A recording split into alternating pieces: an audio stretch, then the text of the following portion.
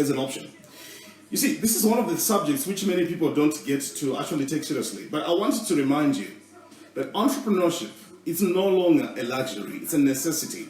Why? Because if you are relying on somebody to give you a salary, right now it has been proven that that somebody is already in trouble. That somebody is even struggling to provide for you. So if your employer is struggling to provide for you, what does it mean? It means the employer has got other options to pursue, which might see you not having a job. And I need to stress this point. If your employer is really in trouble, there are several options which the employer has. And these options help that very same employer to deal with you. And how does that same employer deal with you? The options are very simple. You simply consider retrenchment. Alternatively, you can send people on half salary.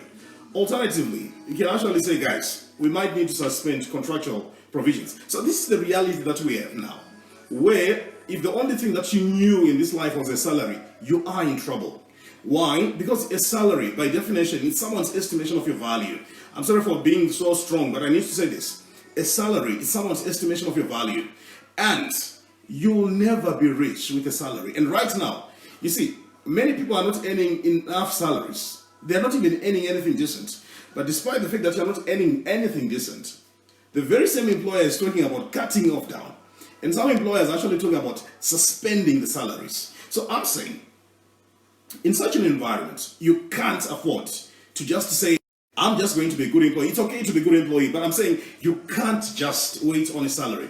You see, I was defining a salary in other programs, and I want you to listen to some of those shows. A salary comes from the Latin word salarium. The word salarium simply means salt. That's what salarium means. Salarium means salt. Another word for salary, coming from the word salt, it simply means salt allowance. So what it means if you're on a salt allowance, it means you can't do much. So, are you going to be the person who is just going to rely on a salt allowance? Or you're going to be the person who is going to challenge themselves. Start thinking in terms of something small that you can do for yourself. Because you see, the reality is, if big companies are letting certain people go on mandatory leave, why do you think your company is going to spare you? Because you see what? Certain companies are not necessarily going to say go home. They're simply going to say we're going to reduce. So what I want us to do really is to be practical, objective in terms of our thinking. I'm not saying it's going to be easy, but I'm saying it's something that we need to do. But I want to open with a statement which Solomon says, which I think is going to reflect and to encourage us on why we need to make ourselves productive. And you find this thing in the book of Ecclesiastes. And this is what Solomon says. He says, sow your seed in the morning. Sow your seed in the morning, and in the evening, do not let your hands be idle. For you do not know which will succeed, whether this or that, or whether both of them will do equally well. This is what Solomon is saying. I'm going to repeat the verse. Sow your seed in the morning, and in the evening, do not let your hands be idle. For you do not know which will succeed, whether this or that, or whether both of them will do equally well. I need to break down that verse for you. I've actually covered that in one of my books, which is called the Personal Development Toolkit. I need you to read this book. I talk a bit about that, but I'm just going to give you some key highlights on that verse and why it applies to our situation. So the word sow your seed in the morning is very important. Why? Because what it simply means is, if you've got an 8 to 5 job, that's how you get to sow your seed in the morning. If you've got an 8 to 5 job, that's how you get to sow your seed in the morning. So what in essence simply means is go to work 8 to 5. That's sowing your seed in the morning.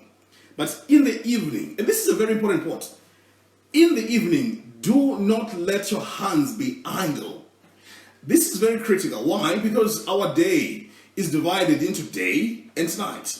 So for many people, the day is the time when we give our employer the bulk of our time. So you find from 8 to 5, you're giving a lot of productive time there. Then, in the evening, which is also a very critical component, do not let your hands be idle. So what Solomon is simply saying is, when you go to work, go and give your best. Go and be your best. Go and operate at your peak. That's what he's simply saying. Go and operate at your peak. Sow your seed in the morning. Then in the evening, When you say you're done with your day, in the evening, do not let your hands be idle. What it's simply saying is, you can't just go home and say, I'm tired. You can't just go home and say the economy is bad. You can't just go home and watch Uzalo. You can't just go home and watch Generations. You can't just go home and watch TV. Do not let your hands be idle. So the word idle is very interesting. You see, in the 21st century, idleness has taken a different concept altogether. So we find people who are idly busy. In other words, you come from work and you're busy doing something which has no production at the end of the day. So idleness in the 21st century is assumed a different complexion altogether. So idleness back then, we used to know that it was someone sitting doing nothing. But now, you can actually be idle on WhatsApp. Why? Because your conversations are not creating any value. You can be idle on Snapchat. Why? Because the activity is not creating any value. You can be idle on Instagram. Why? Because you're simply following other people who are living their lives and you're not creating any value for you. So the idea is, when you go back home in the evening, do not let your hands be idle. Why? Because you don't know which will succeed. Whether by this we're saying, whether the 8 to 5 job, you don't know whether or not it's going to be successful. Whether the 5 p.m. to 8 a.m. job, which is what you do in the evening, you don't know whether it's going to be successful. So what Solomon is simply saying is, we need to be able to sow our seeds in the morning and sow our seeds in the evening, and ensure that we are not idle at any point in time. But I need to address a fundamental point. You see, before the 21-day lockdown, and many people's complaints were, we don't have sufficient time. We don't have time to do anything. I run a busy work. I run a busy business. And I don't even have time to think about anything else. So this was the usual complaint by many people. But right now, if you're in a non-essential area where you're not even going to work, and some of the people, they are not even working online, because some of the business models, like I said earlier on, they require you to be there physically. So I'm saying, you've got plenty and lots of time at your disposal. What are you doing with that time? You see, if you want to see where your life is going, you don't need a prophet. I need to stress this. If you want to see where your life is going, you don't need a prophet. Simply look at how you're spending your time. That's an indicator of your future. So time is an indicator of where your life is going. You don't need anybody to tell you where you're going. So you've got 21 days at your disposal. What are you doing with the 21 days? Are you ensuring that you're productive in those 21 days? I want you to notice one thing. If you're a tenant, rental is still needed. If you've got students, children who are in school, school fees is still needed. If you have obligations, the lockdown does not suspend financial obligations. You still need to pay. I'm saying this, you still need to pay. So what I'm saying is, we need to seriously focus. And the focus we've been given by Solomon: sow your seed in the morning. Do not let your hands be idle, for you don't know which will succeed, whether this or that, or whether both of them will do equally well. So, we need to seriously think about developing multiple streams of income. That's only how we can survive. Develop multiple streams of income. So you see, for people who are just used to a salary, what it simply means, you've got just one salary at your disposal. But I want us to be practical a bit here. If you were working in the US dollar era, of course now the US dollar has come back because of this COVID, but if you're working in the US dollar era, I'm speaking to people who have stayed in Zimbabwe for a long time. If we're working in the US dollar era and your salary was $1,000, for example, alternatively it was $2,000, for example, then when the RTGS came and your salary was 1:1, which means it was 1,000 RTGS, alternatively 1,000 US dollar, though we have no access to the US dollar, it simply means you haven't changed in essence. Right now what you find is that people were still earning the US dollar amount. So if they were earning US dollar 1,000, they're still earning $1,000. Right now in the RTGS era. And right now, I want you to be practical a bit. I don't know where the rate is. So we know the rate to use. I don't know where it is. I want you for a moment to put that salary using the rate, the unconventional rate. Just use it. I want you to imagine right now how much you are earning. you'll be shocked that many people are actually earning $20. Many people are earning $30. Many people are earning $15. And it's not enough. So what it simply means, it's no longer just enough to talk the salary language. It's not enough. You see, I don't know who told people, and I need to narrow down to Zimbabwe. I don't know who told Zimbabweans that the solution is in complaining. I don't know who told Zimbabweans that the solution is in blaming anybody. See, so right now, look at our WhatsApp conversation.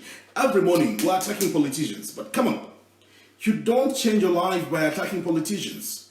You don't also change your life by pinning your hopes on politicians. You change your life by taking responsibility to realize that it's you who has to make things happen, to realize that you have to do something for your life, to realize that you can talk all you want, but that's not going to change anything.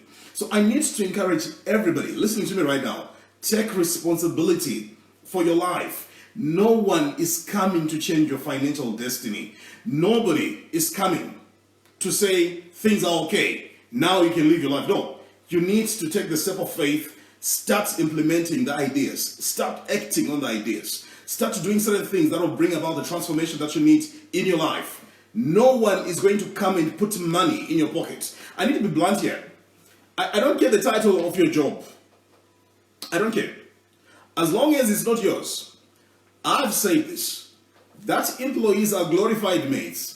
Regardless of the title of your job, you are a maid because you are minding someone's business.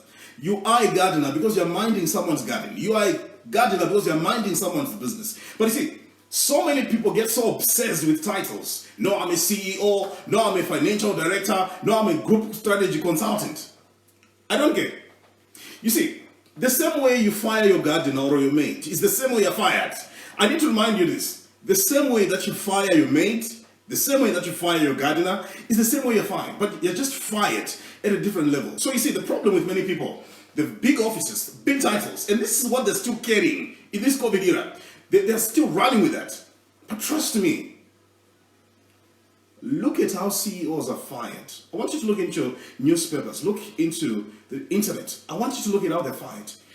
You're fired as a snake that has gone into the house. No one is kind to a snake that has entered the house. They do everything. So what I'm saying is, you can't just wait on a salary.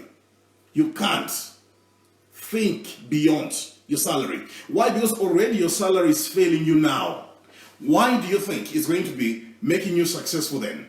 So one of my next projects, you need to read it. It's called Toys for Adults. One of the most inspirational books that I've ever written. It's coming soon.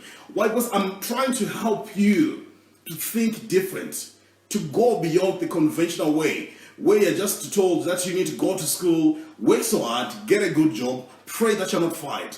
And that's the end of you. But what I'm saying is, let's be mindful of what Solomon is saying. Sow your seed in the morning, and in the evening, do not let your hands be idle, for you don't know which will succeed, whether this or that. So I've told you a sad reality, that your job is not guaranteed, and if it's guaranteed, your salary is not even guaranteed. And even if it's guaranteed, the prices are not guaranteed that they're going to come down. In fact, in Zimbabwe, even in the lockdown, fuel was going up. Even when the fuel prices globally were going down, in Zimbabwe they're going up.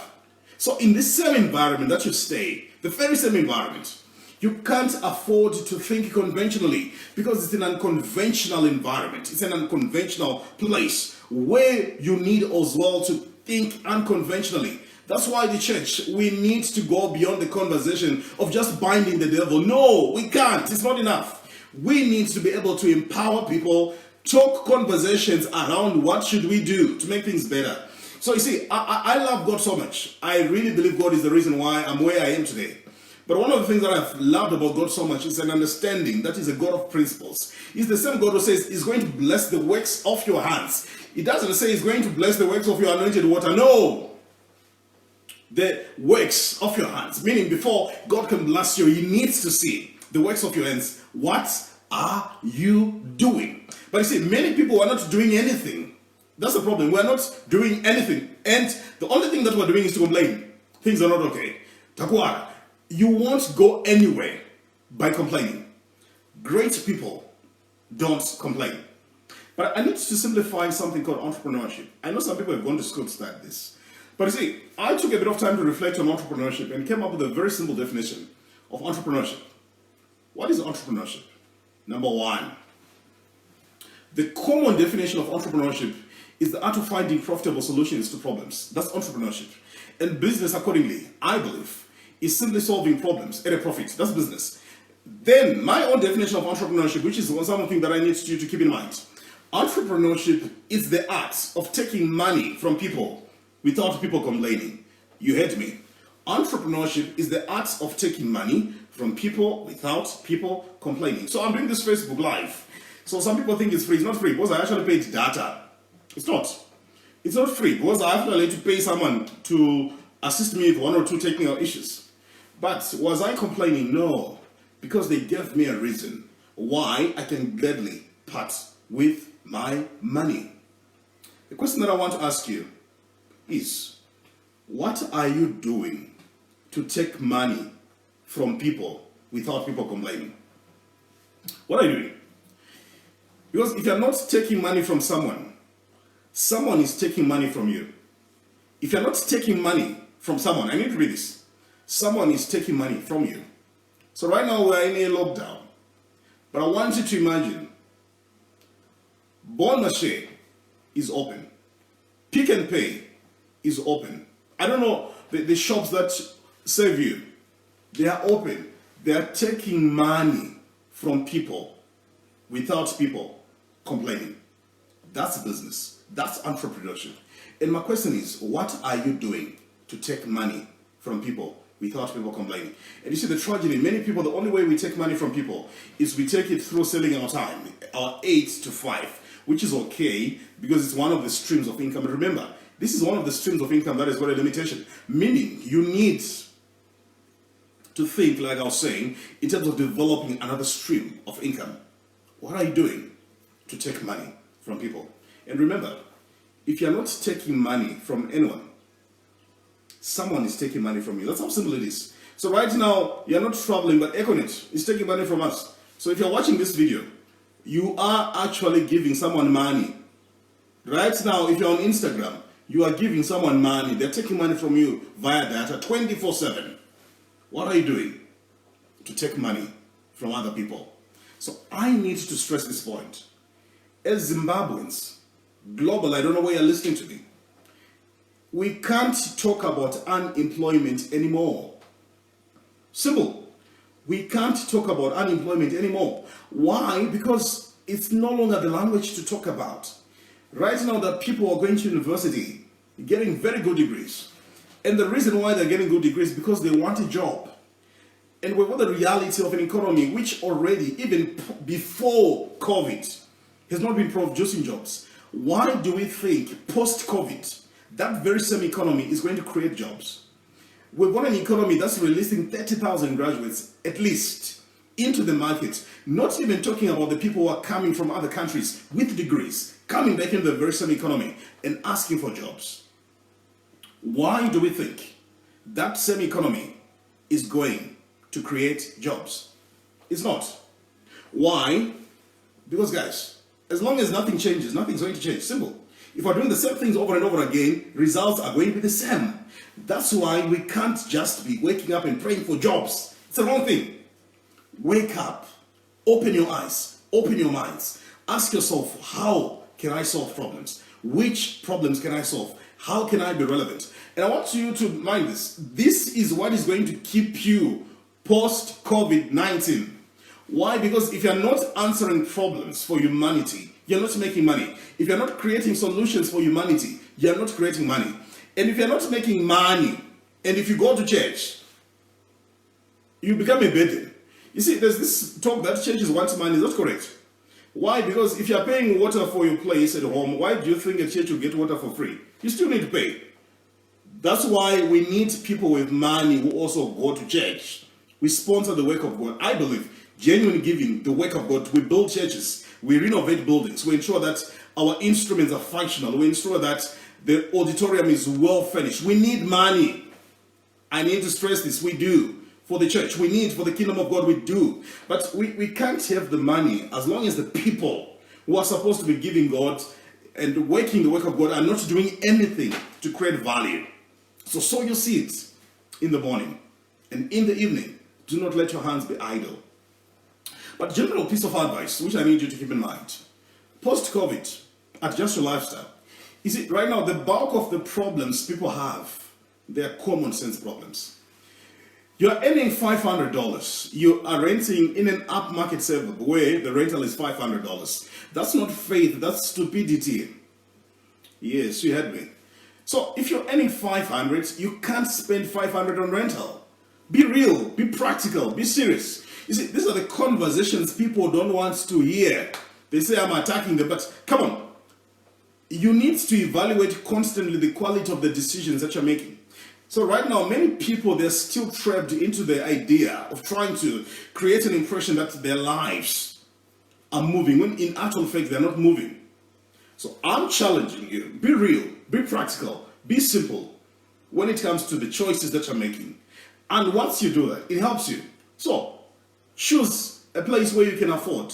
Send your children to schools you can afford.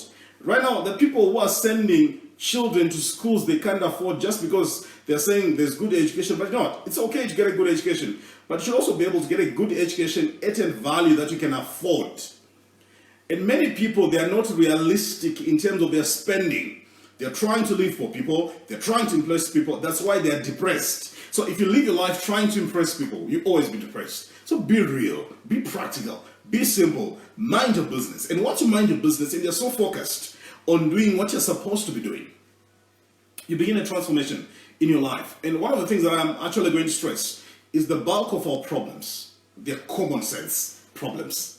And the moment you adjust the common sense issues, the moment you become more and more real, it helps us. So you see, in an economy like Zimbabwe, I've seen some people driving some very expensive vehicles. I'm not impressed with the type of vehicle you drive. I only respect you when I see where you park that vehicle at night. Because you see, a number of people, they're parking expensive vehicles on rented properties. And I'm like, the amount of rent you're paying in a year is actually enough to help you build something. And you start creating value and invest that money in other things. And it will liberate your resources, liberate your capital. And I need to help you now. Don't spend capital when others are spending profits. Don't spend capital when other people are spending profits. But you see, many people are competing with people who are spending their profits. And what we're using is not even our profits, we're using our capital, which is what we need in order for us to start our business. So I'm challenging you, do something. I've done an audio on StarFM, a show on StarFM called Hashtag Do Something. After the show, link up with me, I'll give you the number to use. I want you to get a copy of that audio, Hashtag Do Something. Why? Because you can't just complain. I've also done another show called Hashtag Oromutenges in English. You are a seller. You won't make money until you learn selling. Sales, the art of sales, very critical. So you see, this is the attribute we need to develop right now. Learn to sell. I can sell anything. Anything. Why? Because I've learned that if you're not selling, you're not creating value. So post-COVID, sell something. Create a bed of vegetables, sell. Create a small project for your chicken, sell. And I want you to look at this. In the lockdown, there are industries which didn't close. Health is one of them. That's an industry. So in as much as these guys are concerned about ensuring that you are healthy, but they don't do it for free. Pharmacies are open. As much as these guys want you to be well, but these guys, they don't give you medication for free. Farmers, yes, you heard me, farmers. Even the president himself says, guys, let these guys deliver their wares. Let these guys deliver their produce. Farmers are still moving around with their vegetables, with their tomatoes, with their onions. They're still moving around. Food shops, they're selling right now in the lockdown. And this is already giving an indication of where to invest your money. You never go wrong with food. You never go wrong with medication. You never go wrong in investing in health. Why? Because these things will always give you money. So in any day when you think that you don't have business ideas, look at someone who is taking your money every day. And that will help you. That will challenge you. And that will grow you. So it is my desire that you start doing something for your life and you begin to do something different as well for your life. And my hope is by so doing, you're going to see your life change. But complaining is not going to change your life. Take responsibility. Start selling something. Have something that you do. I did a show last time on Stipend called #Itachako. I want you to get a copy of that. You can also watch it on my Facebook page. Do something, Itachako. I want you to do that. If something that you say, even when you're asleep, someone is making money for you. That's the art. And that's a sign of maturity. Time doesn't allow me to stretch far, but I'll try to do a second part where I'm going to give you some ideas that you can do in order for you to create revenue for yourself. By the way, making money is a common sense activity. I've actually done a book called Keys to Financial Freedom. I'm holding it here. Keys to Financial Freedom. In this book, I share common sense principles on how you can make money. So one of the things that I've learned is I can actually leave home empty-handed and I come back home with money. Why? Because I've understood what it takes to make money. And I need to help you now. Don't pray for money and don't pray for financial breakthrough. I don't know who taught people to pray for financial breakthrough. No, that's not a good prayer. You don't pray for money. Money is a response to value. In other words, if you want money to come, you simply create the conditions and money comes. If you want money, you don't make it a goal, money becomes a consequence. Meaning once you put in place the things that you need, once you put in place the systems of value, money is a response. That's why Bon Marché doesn't pray for money. They simply open their shops, they put in the market what they know people want. So we need to help the church especially. We can't just be waking up and praying for financial breakthrough. No. Let's create a value proposition. What is it that we're doing that's going to attract people to give us money? What is it that our members can do that can attract people to give them money? That's what we need to do, and that should be the focus. And I believe our generation, young as we are, I don't know your age, but young as I am, and young as many of the people who are watching me right now, I believe we've got the time and the energy and the resources to make things happen. So guys, I hope to be doing part 2 of this. Then we go in some 7 ideas that I want you to run with, which can help you create and generate a second stream of income. It's been a great blessing and a great pleasure speaking to you guys. And later, once again, thank you so much for inviting me to make this presentation.